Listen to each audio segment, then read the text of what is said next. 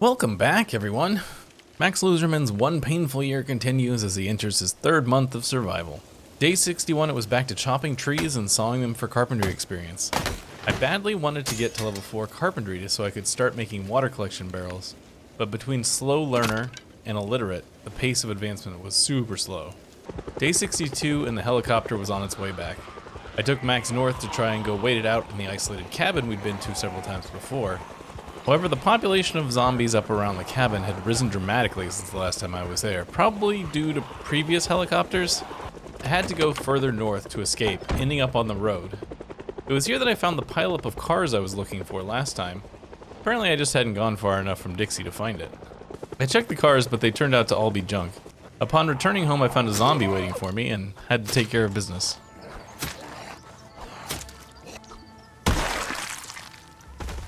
On a snowy day 63, I started the day with building a composter for future fertilizer and loaded it up with some of the rotten food I had lying around. Afterwards, I headed back up to Dixie. It was at this point that I remembered using a knife to fight with uses little or no stamina, so I broke out one of the hunting knives to help clear the zombies. I was in Dixie because I wanted to spend some time dismantling, and in order to facilitate that, I needed a temporary base. I collected a cot from one of the mobile homes and took it over to the food market. The mobile homes themselves were too small and triggered Max's claustrophobia, so I had to go with the food market as a base. I did a small amount of barricading just to keep from being surprised by wayward zombies. The next several days in Dixie was spent dismantling everything I could find and fighting the zombies that wanted to stop my wanton destruction of the mobile home park.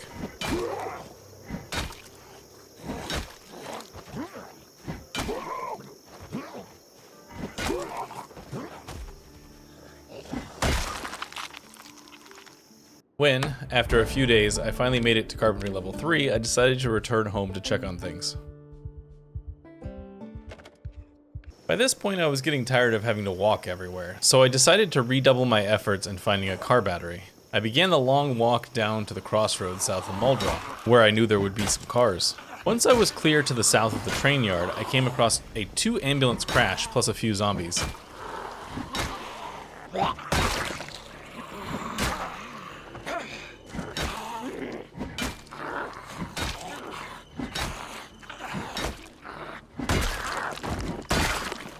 Despite finding the key to one of them, it was non-functional. No battery, no gas. They did have a weirdly high number of trauma bags in them.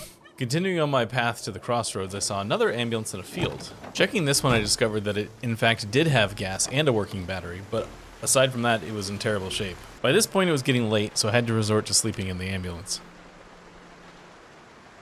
In the morning, I attempted to drive the ambulance over to the crossroads. With its terrible quality, I didn't expect it to get far, and I was proved right as one of the tires blew out before even reaching the crossroads. I walked the rest of the way to the crossroads, and after dispatching a few zombies, was able to check the various cars there. None of them were useful, but I did get a bit of gas. On the way back to the train yard, I stopped and removed the battery from the ambulance and as much gas as I could carry. I knew from previous trips to the train yard that one of the trucks in the parking lot I had the key to, so if I could put the battery and the gas in there, I could drive it home. It was too late by the time I made it, so I had to sleep in the truck. The cold and wet from the previous day had given me a cold by morning. This complicated things because I had to deal with zombies preventing me from changing the battery so we could leave.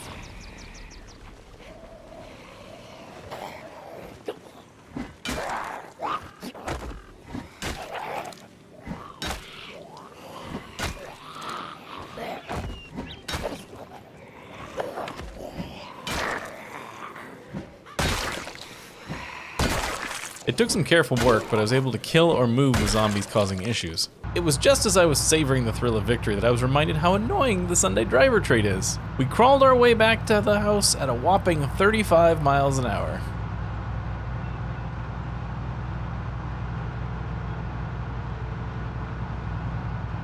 A good, warm night's sleep was enough to clear up Max's cold, so I decided to take it easy that day. A little exercise and some tree chopping was all we did. Now that I knew the car pileups were there, I went back up to Dixie to check the more northern of the car pileups and found both a very nice sedan and a very nice RV, but neither of them had keys, so they were sadly almost useless to me. The The one use they did have was allowing me to take a full quality charged battery with me back to the truck and swap it out for the highly damaged one. The next day I took the damaged battery back up to Dixie to the car there that I knew I had the key for.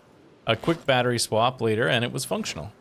The day was getting a bit long by then, so I spent the rest of the day dismantling stuff and stayed at our temp base in the food market. Due to vegetation buildup, I couldn't drive south to get the new car back to base, so instead I went north to a small shopping area.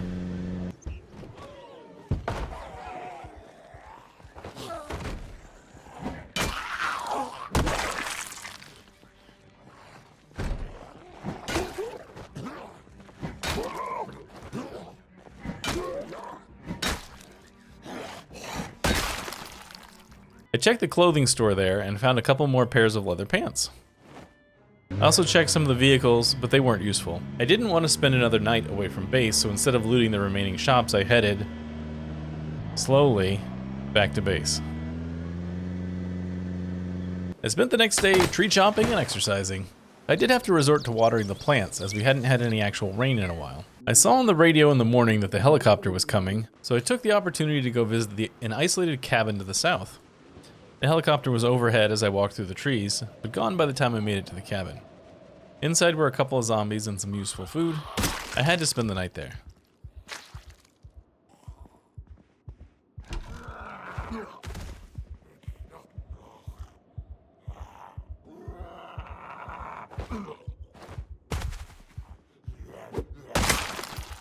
In the morning of the next day, I walked back, which took up a good portion of the day.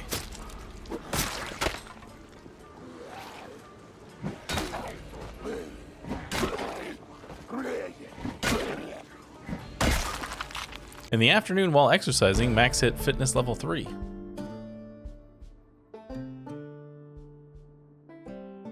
The next morning was sawing logs for the meager XP I was getting. I also spent some time foraging during the day. I attempted a bit of mechanics training, but it was very slow. Speaking of slow, I wanted to push for the first level of tailoring, but was out of thread. So I spent the next couple of days back on Dixie, killing zombies for thread.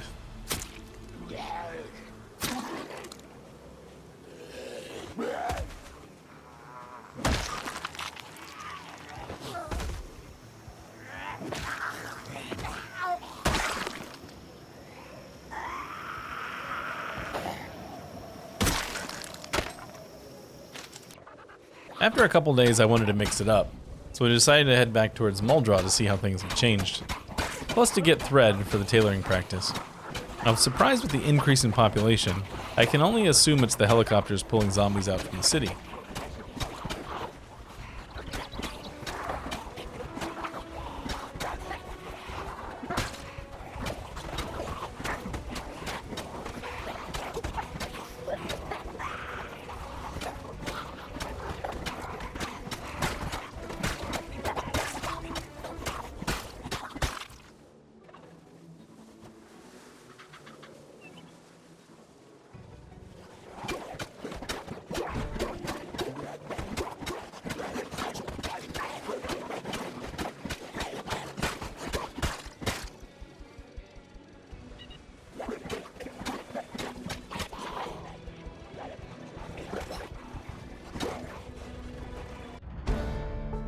Back home in the evening, I was actually able to hit tailoring level 1.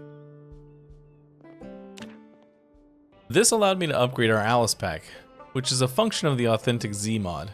The upgrade added a couple of points to the carrying capacity, and a bunch of extra utility slots you can see all along the bottom. I don't know what they all are. Secondary bag, item slot 1, item slot 2, item slot 3, bottle slot, plushie slot, utility slot, balloon slot.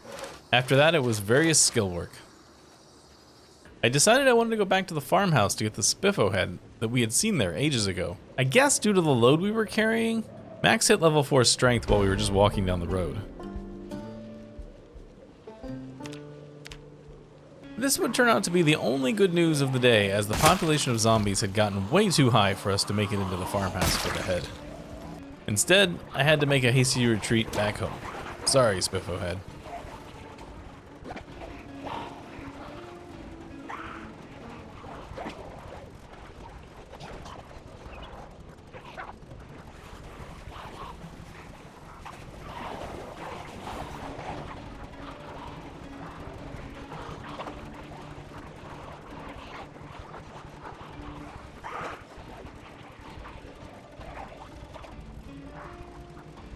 The next morning, I started building wooden walls to work on the next level of carpentry experience. Short of dismantling high-value things like beds, it's probably the most efficient way to level carpentry. Slow learner made sure this was very slow going. As March began, Max took the slow drive back up to the small shopping area to loot it properly. There were a few zombies that needed dealing with, and some useful food, and one nice car without a key. The real big find, however, is a large collection of stuffed animals in the spiffos. They'll make our base feel a bit more homey. I was forced to spend the night in the car as Max's slow driving speed made going home impossible. In the morning, I decided to poke my head slightly up north towards West Point just to see what kind of population we're dealing with. It seemed fairly clear so far, but we were pretty far out. On the way home, I make the tactical mistake of trying to drive on the railroad tracks as a shortcut. Due to the Sunday driver trait and the general crappiness of our gas tank, the car ended up out of fuel before we made it home. I had to walk the rest of the way. In the morning, I put our new friends around the base, making it feel just a little bit more homey. After that, the next few days were pretty much the same. Carpentry, carpentry, carpentry. After a few days of grinding carpentry, I ran out of nails and needed a break anyways, so I headed north to Dixie with my fire starting supplies. My intention was to take the long way around to Muldraw and come in from the north. To this end, I planned on using the temp base in Dixie as a staging area. The following morning, however, it began pouring rain, so I scrapped the Muldraw expedition. Instead, I went home and planted a bunch of crops. I figured it was far enough out from winter that I could keep them all alive. I also used the pouring rain to clean the water in the cooking pots I had outside and load the clean water into the water dispenser, which was almost empty. I also awkwardly used the water from the pots to give Max a proper cleaning, hopefully helping ease his hemophobia-induced stress for a bit. It was a cold bath, but better than nothing. Many moons ago, Max had been run off from looting the warehouses to the side of the train yard, so my need for nails led me back there. The area had a healthy population of zombies, but nothing we couldn't handle at this point, as strong as Max is getting. I did find nails, but I also found metal working tools and decided to bring them home with me. In the morning, broke out the new tools and dismantled all of the metal chairs that had been sitting around in the base since we moved in. I also removed the oven for a bit of XP and replaced it with a poorly built crate. Afterwards, I put our new nails to work doing carpentry and harvested some cabbages at the end of the day. The next day was more carpentry. We're getting several walls deep at this point. A bit of foraging for stuff, and as always, exercise. The next day I chopped some trees and did a bit of mechanics training. But the real story of this day is that now that Max's clothes were mostly clean of blood, the blood stains on the ground around the base were causing him to stress out. They would need to be cleaned up. This was an aspect of hemophobia I had not thought of before. I went back to the train yard in search of both bleach and nails. The zombie population here had rebounded slightly. No respawn meant they were coming in from somewhere else. But it was nothing we couldn't handle at this point. I found both nails and the bleach I needed, but upon returning home I realized I still needed a towel or a mop to use the bleach to clean up the blood. So in the morning it was back to Dixie for the hardest I've ever had to fight for a dish towel. Zombies were continuing to wander out of the woods into Dixie, making keeping it clear a full-time job that I wasn't doing.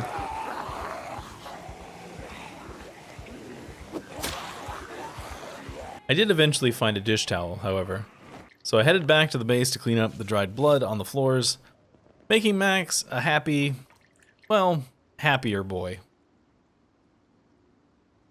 The next day I got up bright and early to do some exercise and a bit of carpentry practice. This get-to-itiveness turned out to be a bad idea, because a helicopter was coming, and I just wasted a bunch of stamina. I headed off into the woods to wait out the helicopter, and I thought I had gone far enough, but when I came back home, there were several groups of zombies. I spent the rest of the day struggling to move these groups of zombies far enough away from the base to feel comfortable sleeping there. I took one group east and one group west.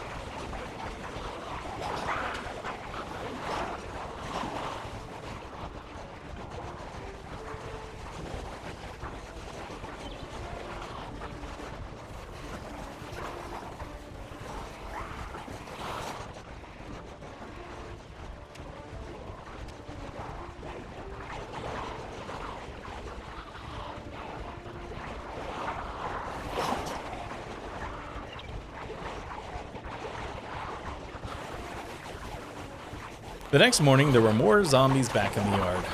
I walked around yelling, doing my best to collect all the zombies nearby into a tight little ball. When I thought I had most of them, I attempted to move them away from the base, as there were too many to fight. I unfortunately didn't have my firefighting stuff in the yard, as I had packed it away to do the North Muldra burn that didn't ever actually happen.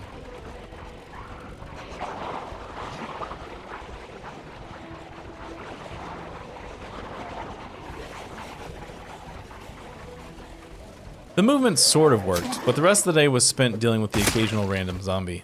After dark, Max was awoken in the middle of the night to zombies banging on something. Worried that it was the windows, I popped a creepy red glow stick we had found and went looking. Turned out the banging was on the practice walls. I killed the zombie and a friend he had, and then went back to bed.